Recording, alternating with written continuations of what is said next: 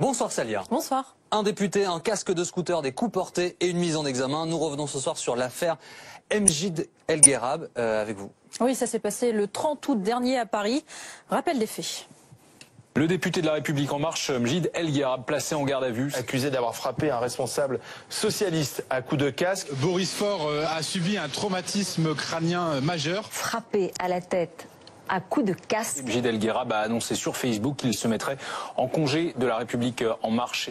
On ne va évidemment pas revenir sur les circonstances et les raisons de l'altercation. Ça, c'est le travail de la justice. Ce qui nous intéresse, c'est ça. Il a décidé de conserver son siège à l'Assemblée nationale.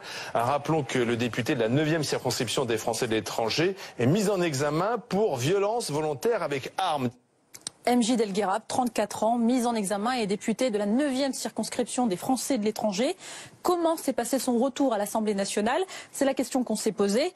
D'abord, un point sur son activité de député. Il suffit de se rendre sur le site nosdéputés.fr pour constater une grosse pause entre septembre et mi-novembre 2017. Normal, l'élu était en arrêt de travail après son altercation.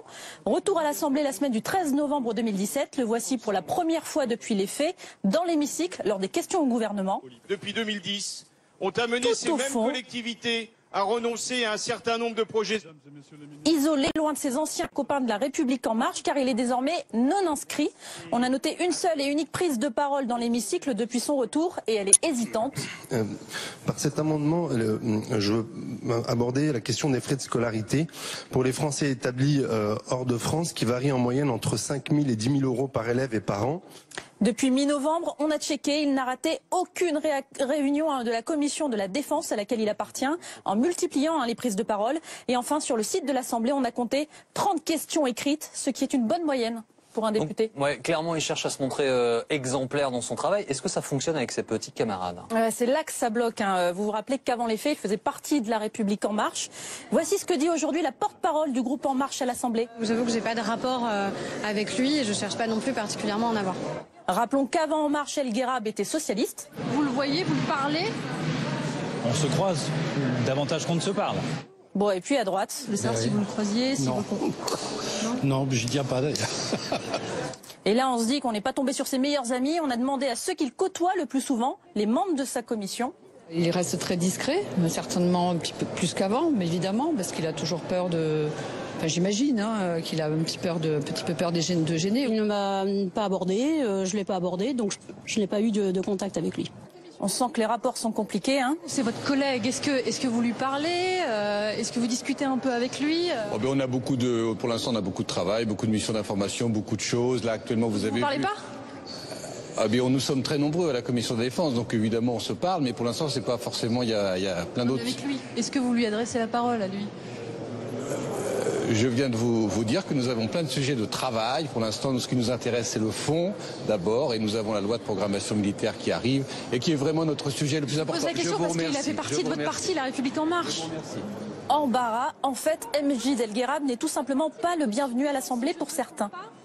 Quand on est parlementaire, on n'est pas dans un métier, on est dans une fonction et qui doit être exemplaire. Voilà, depuis août dernier, le député El Guerrab est resté planqué. Clairement, il a toujours refusé de parler à la presse, aux médias. Et il y a quelques jours, il a accepté de nous accorder une interview, la première, uniquement par téléphone. Bonjour. Oui, rebonjour, monsieur El Guerrab. Et comment vous avez vécu ces derniers mois? C'était très dur. Je suis pas ce qu'on a décrit. J'ai répondu à une provocation et puis voilà, je le regrette. Tous les jours qui passent, je le regrette. Est-ce que vous êtes quand même posé la question de la démission à un moment? Franchement, c'est une évidence. Et si je vous disais que non, je vous mentirais. J'ai parlé à tous mes amis, à mon entourage. Il y a personne qui vous a dit que ce serait exemplaire de démissionner parce qu'un élu de la République doit être exemplaire?